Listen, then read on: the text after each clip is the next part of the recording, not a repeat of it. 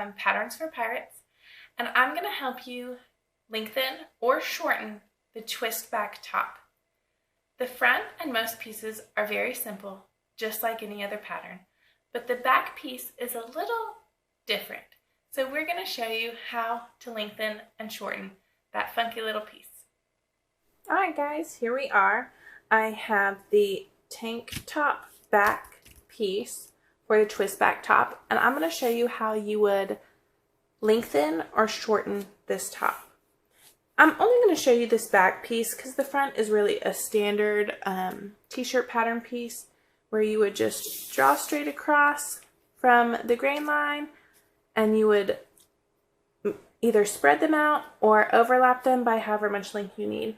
But since this piece looks so different from a traditional t-shirt, I thought I would show you real quick how to lengthen and shorten.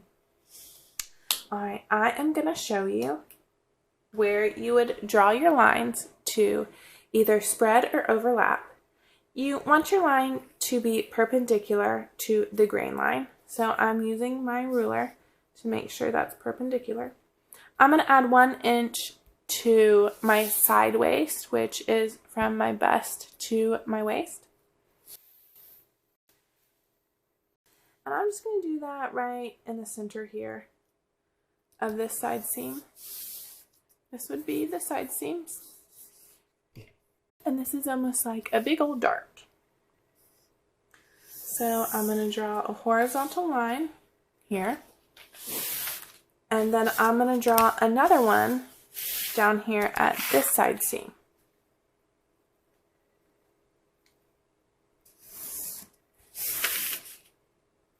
I add 1 inch to each section.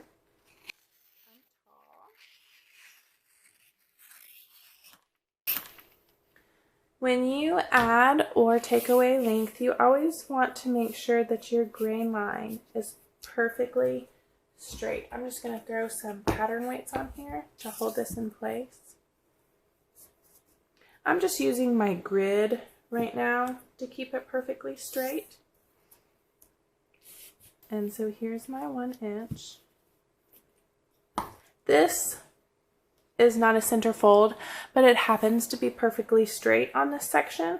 So you can also use this to make sure you're adding nice and straight. You want to make sure your inch is perfectly even all the way down and that your grain line is staying true.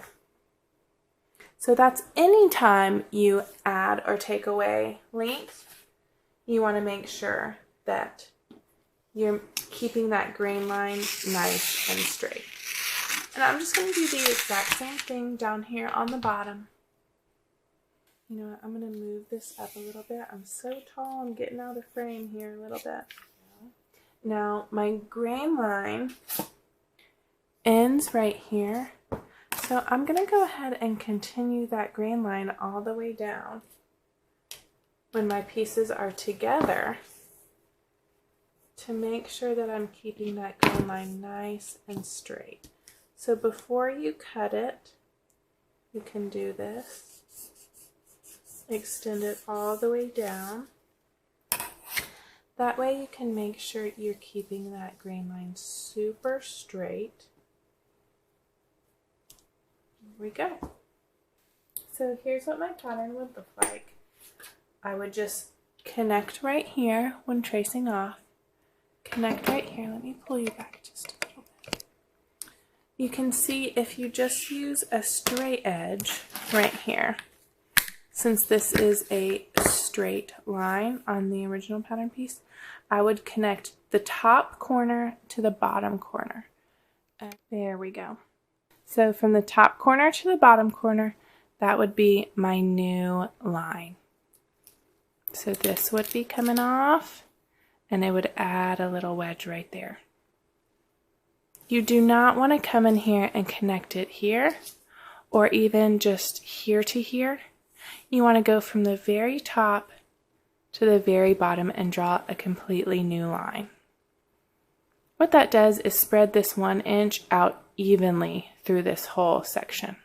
Alright, we're going to come down to this section and we're going to do the same thing. So I would go from this very top corner to this very bottom corner, and I would trace off my new line all the way down to make one nice smooth line.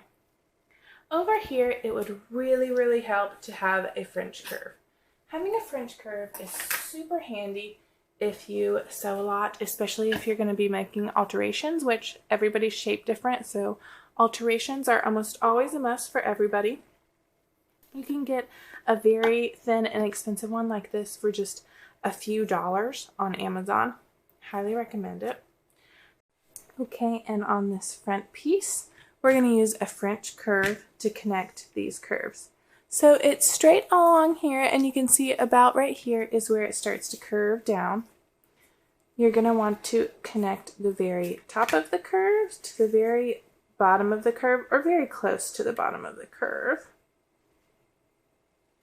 with your French curve.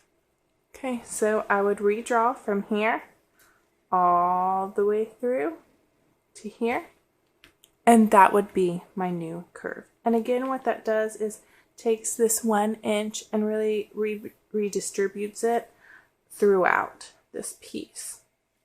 You do not just want to try to connect this little gap. You want to go from close to the top of the curve to very close to the bottom of the curve. So that would be a good fit. Whoop, all the way up. And that would be my new line.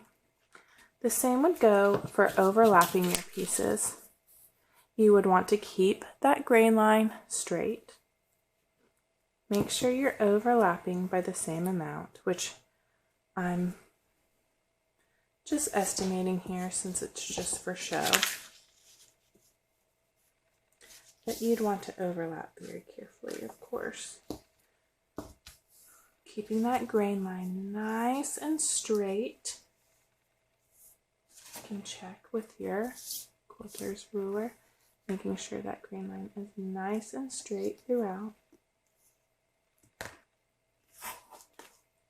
Overlap, and then again you would just redraw your curves. You want to hit close to the top and close to the bottom, and that would redraw your curve. Then you can just use the straight edge from corner to corner on the straight pieces, corner to corner, to redraw. Alright guys, that's how you would lengthen and shorten this piece. It's not too bad, is it? Now, I can't wait to see yours sewn up.